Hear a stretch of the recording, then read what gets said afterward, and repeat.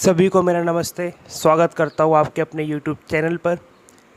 तो last lecture में हमने KCL को डिस्कस किया था और वादा किया था कि आज अपन KVL डिस्कस करेंगे। तो इसी सीरीज़ में आज का टॉपिक है हमारा KVL, जिसको हम बोलते हैं Kirchhoff voltage law, KVL। Kirchhoff voltage law की सबसे पहले हम डेफिनेशन देखते हैं। डेफिनेशन क्या है? तो ये कहता है, it states that in any closed part of an electrical circuit the algebraic sum of the EMF is equal to the algebraic sum of the product of the resistance and current flowing through them। पढ़ने से लग रहा है कि ये तो बड़ी wonder चीज़ है भाई, समझ नहीं आने वाली है। काफ़ी अच्छा टॉपिक है, बहुत ही इम्पोर्टेंट टॉपिक है। हर पॉइंट ऑफ व्यू से, CBSE board point of view से, competitive exam point of view से इसका क्वेश्चन आपको मिलेगा ही मिलेगा। ठीक है, इस डेफिनेशन को वर्ड्स में समझने के लिए सबसे पहले मैं आपको ये बता दूं कि ये जो लॉ है, ये लॉ एक दूसरे नाम से भी जाना जाता है, जिसका नाम है लूप लॉ। लूप लॉ के नाम से भी जाना जाता है। जैसे कि हमारा पिछला KCL जंक्शन लॉ के नाम से जानते थे, तो इसको हम लूप लॉ के नाम से जानते हैं। ठीक है, अभी जो वर्ड्स हैं इनको समझने से पहले हम एक छोटा सा एग्जाम्पल डिस्कस करेंगे, जो एक स्टैंडर्ड एग्जाम्पल है, जिसमें KVL और KCL को हम अप्लाई कैसे करेंगे स्टेप बाय स्टेप देखेंगे, और उसके बाद आप इस डेफिनेशन को यूँ चुटकियों में आप समझ जाएंगे। तो चलते हैं उस एग्जाम्पल पर और फोड़ते हैं उस एग्जाम्पल को। द मोस्ट इम्पॉर्टेंट थिंग मैं आपको ये बताना चाहूँगा कि उस एग्जाम्पल में मैं आपको स्टेप्स बताऊँगा कि आपको स्टेप्स कैसे फॉलो करने हैं किसी भी KCL और KVL के क्वेश्चन को सॉल्व करने के लिए। यह है हमारा क्वेश्चन। अब हमको इसमें गिवन है E1 R1 E2 R2 एक एक्सटर्नल रेसिस्टेंस से ये कॉम्बिनेशन कनेक्ट हुआ है। यहाँ पे उनकी वैल्यूज़ दी गई है। तो यहाँ पे कुछ बच्चे सोचें कि ये पैरेलल कॉम्बिनेशन ऑफ सेल है, मैं इसको पैरेलल कंबाइन करके कन्वर्ट कर लूँगा एक सेल में और उसको फिर R से देखूँगा तो एक सिंपल सर्किट बन जाएगा। यू आर राइट, आप सही सोच रहे हैं। लेकिन मैं आपको एक सिंपल से सर्किट में आपको KVL और KCL का यूज कैसे करते हैं आपको वो बताऊँगा। उसके बाद हम कॉम्प्लिकेटेड सर्किट को भी उस छोटे से प्रिंसिपल, छोटे उन स्टेप से हम उनको सॉल्व कर डालेंगे। ठीक है, तो सबसे पहला अब यहाँ पे एक सवाल आता है। क्या सवाल आता है कि यहाँ पे दो सेल है E1 और E2। हमको सबसे पहले करंट को निकालना है, करंट फ्लो कराना है। तो हम करंट कहाँ से फ्लो कराएं? हम E1 से कराएं, E2 से कराएं। यहाँ पे दो सेल है। अगर वहाँ पे हम जब कॉम्प्लिकेटेड क्वेश्चन में पहुँचेंगे तो वहाँ पे हमारे 3 या 4 सेल मिल जाएंगे कभी कभी, और वो अलग अलग ब्रांचेस में, ना कि वो सीरीज़ में होंगे, ना ही वो पैरेलल में। जैसे कि मैंने आपको लास्ट लेक्चर में समझाया था कि किरचॉफ लॉ यूज क्यों करते हैं। ठीक है, तो वहाँ डिसाइड कैसे करें? तो हम वहाँ डिसाइड ऐसे करेंगे कि जिसका वोल्टेज, सोच लीजिए, जिसका वोल्टेज ज़्यादा हो सेल में, जिसका ज़्यादा होगा हम उससे करंट निकाल देंगे। मैंने यहाँ से निकाल दिया I1 करंट, यहाँ से अपना I1 करंट गया। ठीक है, अब यहाँ से मैंने मान लिया यहाँ से I2 करंट गया। ठीक है, यहाँ से I1, यहाँ से I2 यहाँ भी आएगा। I2 गया यहाँ आया। इस पॉइंट में आके I1 और I2 मीट करिए। कहाँ पे? D पॉइंट पे। अब D पॉइंट के बाद एक करंट इस तरफ को जाएगा कि नहीं जाएगा? जाएगा। तो यहाँ पे कौन सा करंट आएगा? I1 plus I2। तो यहाँ पे करंट आएगा I1 plus I2। This means इस ब्रांच में करंट I1 घूमेगा, इस ब्रांच में अपना करंट I2 घूमेगा, और इस ब्रांच में DFEC में I1 प्लस I2 मीन्स इस रेसिस्टेंस में से I1 plus I2 current flow करेगा। तो करंट का डिवीज़न कैसे किया? तो करंट का डिवीज़न मैंने आपको कल बताया था ना कि जितना आएगा उतना ही जाएगा। देखिए कितना आया यहाँ पे, देखो I2 यहाँ पे आया, I1 यहाँ पे, यानी कि I1 I2 यहाँ पे आया और I1 I2 ही चला गया।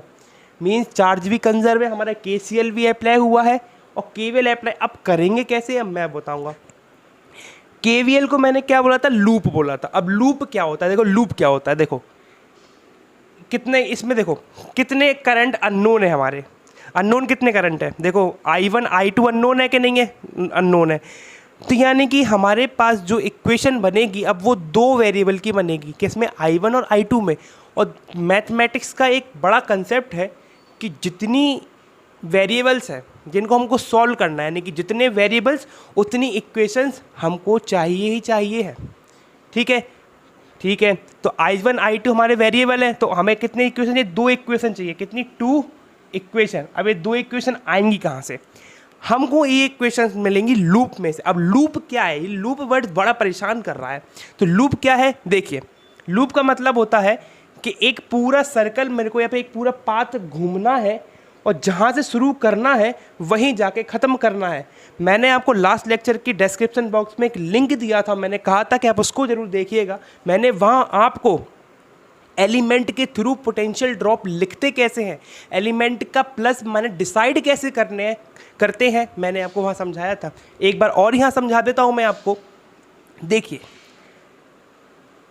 लूप का मतलब है कि डी से मैं शुरू करूंगा तो मैं डी के इस पाथ पे जाऊंगा, डी एफ ई सी, और घूम के डी पे आऊंगा।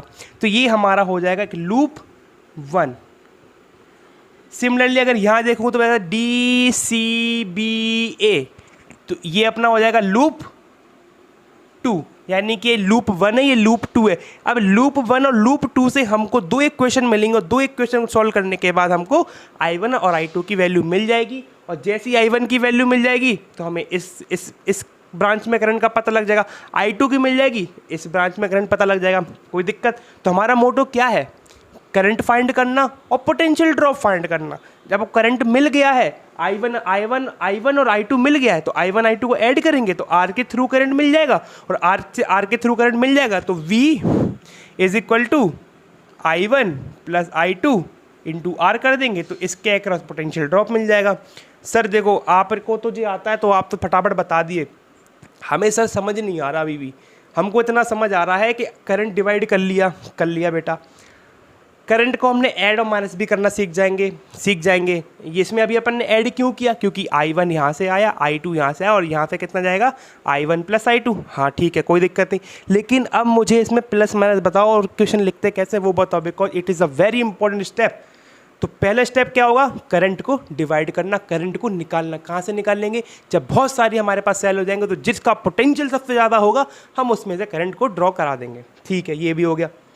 अब बात करेंगे कि हमें प्लस और माइनस डिसाइड करने। ठीक है, तो प्लस माइनस डिसाइड करने से पहले मैं कुछ साफ सुथरा कर लेता हूँ। ठीक है, अब साफ सुथरा कर लेते हैं अपन।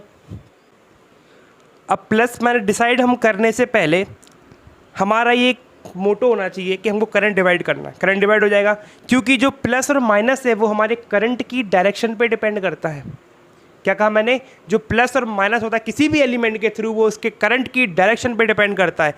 जिस तरफ से करंट आता है, प्लीज़ मेरी वर्डिंग्स पे ध्यान दीजिएगा, जिस तरफ से करंट आता है उस तरफ हम उस चीज़ को हायर पोटेंशियल पे रखते हैं। ठीक है, अब देखो, सेल का पोटेंशियल तो प्री डिसाइडेड है, बड़ा डंडा पॉजिटिव होगा, छोटा वाला नेगेटिव होगा। ध्यान से समझ लेना, बहुत इंपॉर्टेंट है। हर जगह ओम्स लॉ में, किरचॉफ लॉ में, आपके इलेक्ट्रोमैग्नेटिक इंडक्शन के जब इंडक्शन का प्रॉब्लम सॉल्व करेंगे वहाँ भी, मतलब बहुत सारी जगह आपको इस चीज़ से बहुत यूज होने वाला है। ठीक है, अब सेल का तो प्री डिसाइड होता है कि प्लस बड़ा वाला डंडा होता है, माइनस छोटा वाला डंडा होता है। ठीक है, अब रेसिस्टेंस में डिसाइड कैसे करें? मैंने क्या बोला? जिस तरफ से करंट आता है उधर पॉजिटिव लगा देते हैं, उसको पर हायर पोटेंशियल मानते हैं। जैसे ही I1 प्लस I2 गया यहाँ मिला पहले, तो ये हो गया अपना हायर पोटेंशियल वाला और इसकी हो गया ये वाला नेगेटिव, यानी कि लोअर पोटेंशियल वाला। तो इस आर के साइन डिसाइड हो गए। अब मुझे इसके साइन अब आप बताएंगे कैसे आएंगे। देखिए, गया करंट I1 जा रहा है। इसका मतलब यहाँ करंट आ रहा है, तो इसका मतलब ये हायर पोटेंशियल पे होगा और ये लोअर पोटेंशियल पे होगा। कोई दिक्कत? सिमिलरली ये देखो, ये हायर पोटेंशियल पे ये होगा और ये लोअर पोटेंशियल पे होगा। कोई दिक्कत? अब मुझे लिखनी है इक्वेशन। अब इक्वेशन लिखेंगे अपन लिखेंगे थोड़ा इसको साफ करने के बाद। इसकी आप फोटो खींच लीजिए एक बार। ठीक है, सो नाउ अब हम इक्वेशन लिखेंगे। तो हमने पहला लूप लिया है, लूप नंबर 1 ये है हमारा और लूप 2 हमारा ये है। ठीक है, तो लूप हमारा है पहला DFEC, लूप है DFECD। VD से चलना चालू करते तो VD हमारा ये लिखा, VD से चले, VD चले। हाँ ठीक है, पहले हम इस आर में पहुँचे, प्लस से माइनस जाएंगे तो पोटेंशियल ड्रॉप होगा, और जब पोटेंशियल ड्रॉप होगा तो हम पोटेंशियल में नेगेटिव साइन को लेंगे, और यहाँ पे पोटेंशियल ड्रॉप का फॉर्मूला होता है आई आर। यहाँ पे आई कितना, I1 प्लस I2, तो पोटेंशियल ड्रॉप होगा अपना I1 plus I2 into R minus sign के साथ। ठीक है, गए गए गए गए गए गए गए ओ प्लस से माइनस, माइनस से साइन के साथ पोटेंशियल ड्रॉप होगा। करंट कितना I1, रेजिस्टेंस R2, तो माइनस I1 R2, माइनस से प्लस जाएंगे तो plus E2 is equal to VD से VD जाएगा। इक्वेशन को रीअरेंज करेंगे तो अपना आएगा E2 minus I1 R2 is equal to I1 plus I2 R। जो वैल्यूज़ हमको गिवन है उसको हम पुट करेंगे। जैसे E2 की वैल्यू हमको 2 गिवन है, R2 की वैल्यू हमको 2 गिवन है, इसको सॉल्व करेंगे तो हमारी इक्वेशन क्या बनेगी, और यहाँ पे R की वैल्यू 5 है। जस्ट सॉल्व करते हैं तो हमारी जो पहली इक्वेशन बनती है वो है, जब इस इक्वेशन सॉल्व करेंगे तो हमारी इक्वेशन बनेगी 2 minus 2 I1 is equal to 5, I1 plus 5, I2 arrange करेंगे तो है हमारी माइनस प्लस 2 हो जाएगा, तो हो जाएगा 7 I1 plus 5 I2 is equal to 2। ये हमारी हुई इक्वेशन नंबर 2। अब हम जाएंगे लूप नंबर 2 में।